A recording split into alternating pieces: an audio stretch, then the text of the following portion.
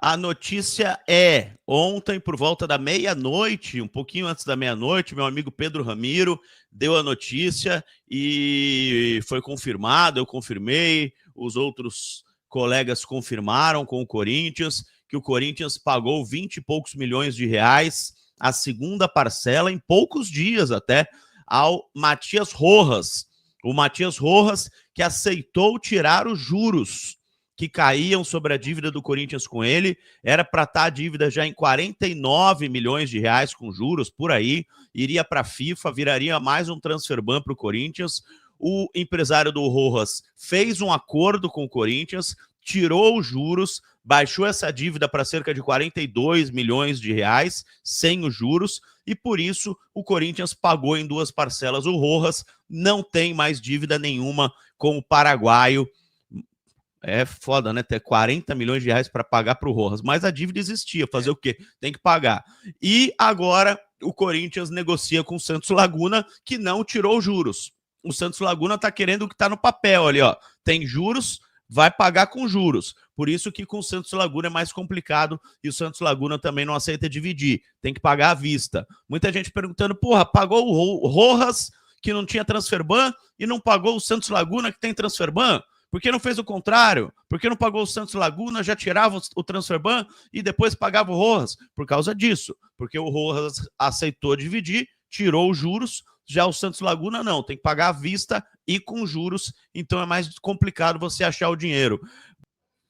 Eu acho que as duas coisas são sacanagens, as duas, não Sim. só do Rojas, do Félix Torres também, porque do Félix Torres o Agostinho pagou a primeira parcela e não pagou as outras. Assim como fez com o Rodrigo Garro do Tajeres, assim como fez com o Pedro Raul, assim como fez com todos os outros jogadores contratados. Ele pagava a primeira parcela e não pagava as outras. O Rojas, ou sacanagem, ou burrice ou sacanagem. Eu vou ficar na burrice para não acusar ninguém, né? Porque o diretor de futebol era o Rubão, o Rubens Gomes, e aí assinou um contrato com o Rojas, que se o Corinthians atrasasse um dia o salário ou o direito de imagem que devia para o Rojas, pagaria o contrato total dele à vista e ele rescindiria o contrato. No dia seguinte atrasou. No dia seguinte atrasou. Então Tipo eu vou assim, no ficar dia na seguinte. burrice. Me falaram que até o final dessa semana o Corinthians paga o transfer ban. Como foi uma questão levantada ontem por mim e pelo Silvinho, se o Corinthians pagaria ou não pagaria esse transfer ban, então é importante essa notícia que o Corinthians deve pagar até o final dessa semana, fica sem o transfer ban da FIFA, ainda tem a questão do Rodrigo Garro, que pode gerar um transfer ban, e ainda tem a questão da CBF. Sim. A questão da CBF é mais burocrática do que qualquer coisa. O que aconteceu com a CBF, para quem não entendeu? O Corinthians fez um plano de pagamentos para alguns credores via CBF, credores mais urgentes, digamos assim, e tinha que pagar ali uma quantia, acho que é trimestral, bimestral, alguma coisa assim, não lembro. E o Corinthians atrasou um dia o pagamento. O Corinthians atrasou um dia, a CBF já meteu um transfer ban no Corinthians por causa desse atraso. Aí o presidente Osmar Stabile falou, mas a gente pagou no dia seguinte. Foi um dia. A CBF falou, não interessa. Vocês são maus pagadores. Aí a CBF avisou o Corinthians assim, a gente vai esperar a próxima data de pagamento, que é dia 16 ou 17 agora. Se vocês pagarem em dia, a gente tira o transfer ban.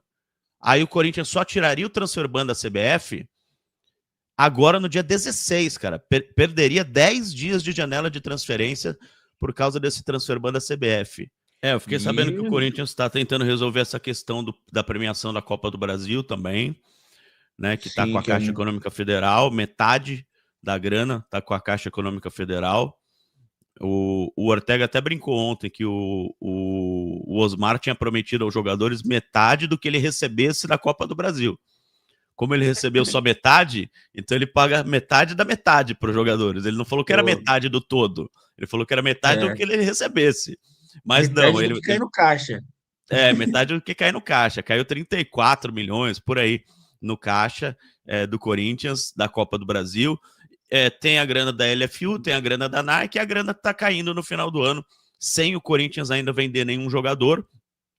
O Sim. Corinthians ainda não vendeu, deve vender, deve chegar sondagem por Breno Bidon, que não é essa do Flamengo aí, que é ridícula, de 15 milhões de euros. Sim. Deve chegar sondagem por Gui Negão, deve chegar sondagem por Yuri Alberto. Um desses vai ser vendido, cara. Um desses vai ser vendido. É impossível o Corinthians passar essa janela de transferência sem vender nenhum jogador. E aí, saiu no meu timão que vai parcelar o prêmio da Copa do Brasil. Olha só, eu nem vi essa notícia aqui. Corinthians parcela pagamento da premiação da Copa do Brasil. Os jogadores não irão receber a premiação de uma só vez. A diretoria precisou parcelar o pagamento de 34 milhões. Segundo a apuração, a premiação será quitada em 3 parcelas. A primeira, inclusive, foi paga com a conquista do título após bater o Vasco. O Corinthians garantiu uma premiação de 77 milhões, daí tira os impostos, vai para 69 por aí, só que aí a Caixa ficou com metade, então o Corinthians combinou com os jogadores que pagaria em 3 vezes o que tinha combinado com os jogadores do pagamento da Copa do Brasil. Saiu no meu timão, dando crédito aqui aos amigos do meu timão, matéria assinada pela Maiara Munhoz e pelo Rodrigo Vessoni. Para mim, o pior presidente da história foi Augusto Melo, que foi o único presidente que sofreu impeachment, não conseguiu concluir o mandato por causa de corrupção, está sendo acusado de corrupção, está sendo acusado, não foi condenado ainda, mas está sendo acusado de corrupção. Pagou a primeira parcela de todos os jogadores, não pagou mais nenhuma outra. Ou seja, deixou o Corinthians num buraco que é quase sem saída. O Pedro Raul, o Corinthians está tendo que parcelar o Toluca, porque não pagou o Pedro Raul também. Pouca gente fala do Pedro Raul. Rodrigo Garro, o Kaká, quem mais? Cara, sim, todos os jogadores, pagou a primeira, não pagou as outras. E trazendo até um lado mais técnico aqui da situação, muita gente fala sem ter muita clareza técnica do que está falando sobre balanço do Corinthians, etc. A dívida do Corinthians de 2 bilhões, ela se compreende em uma boa parte de impostos, uma boa parte que representa a Neoquímica Arena, e o que assola de fato clubes é é o curto prazo. Você tinha ali uns 300, 400 milhões ali a curto prazo.